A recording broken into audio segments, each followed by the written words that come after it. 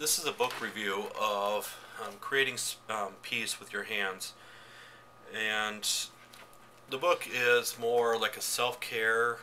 Make sure you don't have any kind of injuries with your body, or if you do have any kind of injuries, to wait to rehabilitate the problem areas with it. And I'll just kind of read a little bit of excerpts from the book, but there's 20 different chapters in here, and the first chapter starts off with reasons for having proper body mechanics, and that's really important to know because, again, those kind of things are overlooked a lot as body mechanics.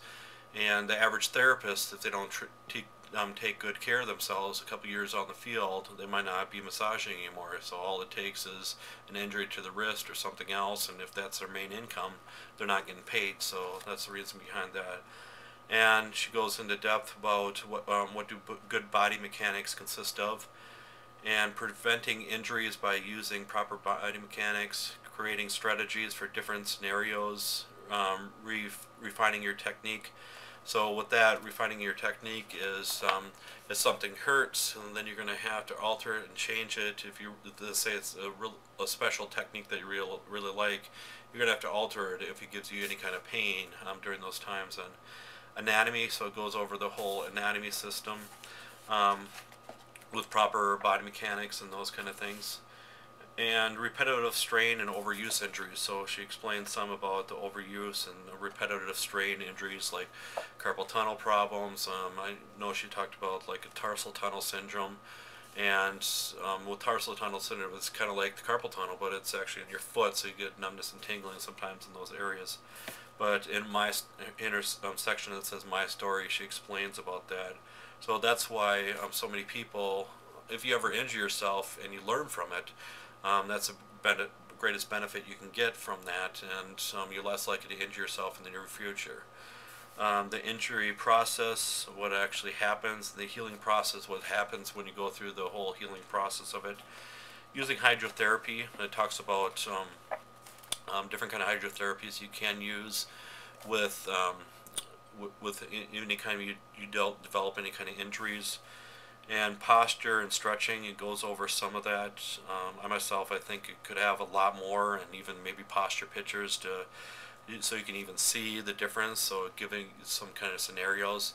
So I know some therapists will do actual posture tests. So they'll have you stand like your shorts and sports bra, or for guys just shorts, and take a front picture, a side, and a back picture, and then they'll put lines on all different areas just to see if there's any difference in those areas then. And then stretching, I think, could have been a lot more with stretching.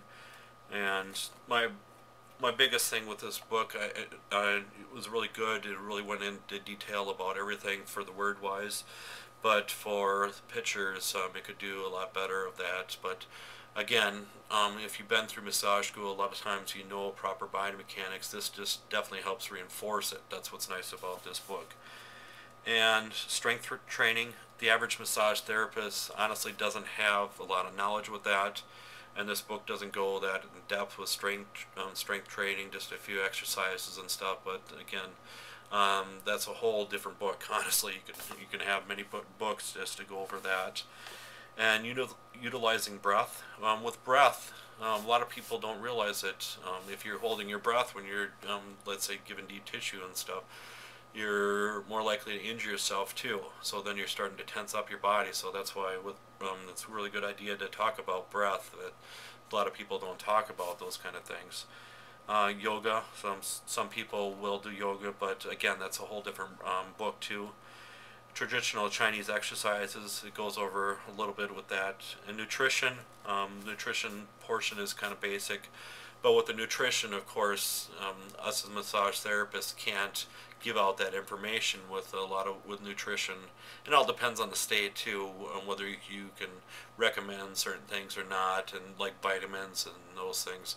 But I myself, as a massage therapist, I'm not trained in that area. I'm not going to go above and beyond and explain what people should take for nutrition or those kind of things. So there's nutritionalists, those type of dietitians, those type of people that are trained in those areas. not even no personal trainer sometimes can give that kind of advice too. So again, it all depends on the state and rules and regulations for that. And it gets into energizing your chakras with food and protection, your body for mind and body and spirit, and also a little bit more self-care. So again, overall, again, it even shows some pictures on even